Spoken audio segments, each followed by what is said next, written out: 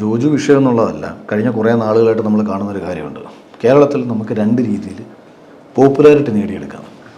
രക്ഷപ്പെടുക എന്നുള്ളതല്ല, പോപ്പുലാരിറ്റി നേടിയെടുക്കാം.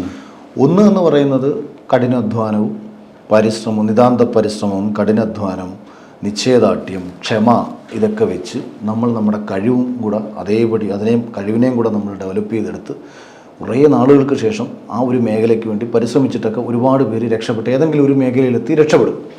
അങ്ങനെ രക്ഷപ്പെട്ടവരെയൊക്കെ നമുക്കറിയാം. അങ്ങനെ നിങ്ങൾക്കും എന്ത് ചെയ്യാം, അങ്ങനെ പരിശ്രമിച്ച് രക്ഷപ്പെടാം.